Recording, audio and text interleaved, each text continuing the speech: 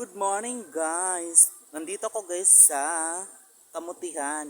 Kukuha ko ng uulamin namin mga gmare. Wala kasi kaming ulam so magkukuha ko dito sa tanim ni Papa guys.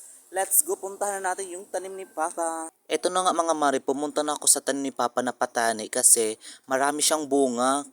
Sayang naman kung hindi ko siya kukunin mga mare, di ba? Sayang. Kung meron kang tinanim, meron kang aanihin. Siyempre, hindi ako nagtanim, si Papa yun.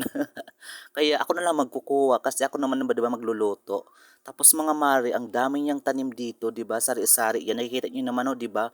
Meron luya, may talbos ng kamote, at marami pang iba mga mare na tanim kasi nga si Papa yung ano niya, yung garden niya, sari-sari ito, bahay kubo. Kaya marami kang pagpipilian dito mga mari kung magluluto ka ng mga sinabaw, mga libre na yan mga mari. Kaya nga yung mga kapitbahay namin, marami naghihingi sa amin ng mga talbos ng kamote kasi nga fresh yung gulay namin mga mari, bago talaga siya mga maring pitas. Kaya masarap talagang mga gulay dito sa probinsya mga mari kasi nga fresh, 'di ba? Walang mga chemical. Ayan, na pag-isipan ko mga mari, ilapit ko kayo yung camera para makita nyo talaga yung bunga ng aming patani, 'di ba? Mag-comment naman kayo diyan anong mga kumakain ng patani mga mari, at yung mga hindi, pasensya po kayo diyan ha, kasi kami mga taga-probinsya, sarap na sarap talaga kami diyan mga mari sa patani. Gusto ko mga mari kumuha ng patani, dumiretso din ako pagkuha ng talbos ng kamote mga mari kasi kailangan ko din siya haluan para masarap yung ating gulay, 'di ba mga mari? Ang tataba mga mari ng talbos ng kamote, 'di ba? Nakikita niyo naman, oh, 'di ba? Ang ganda ng talbos ng kamote, super healthy talaga niya mga mari sa ating katawan.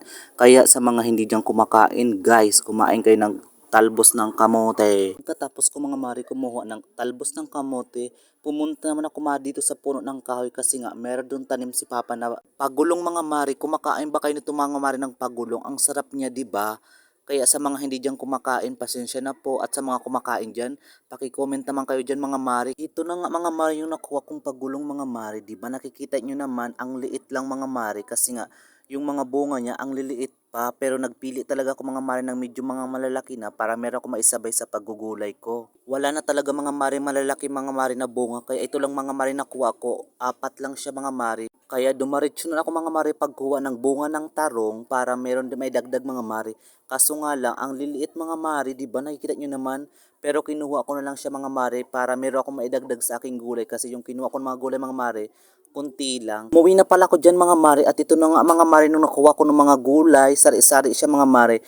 Merong talbos ng kamote, merong pagulong, meron okra, meron patani, meron tarong. Kaya mga mare, magluluto na ako mga mare. Thank you sa lahat ng mga nagnood ng aking video. Maraming salamat sa inyo guys. Pakishare naman ang ating mga video. Maraming salamat sa inyong lahat. Ingat po kayo guys. Merry Christmas everyone. Thank you so much.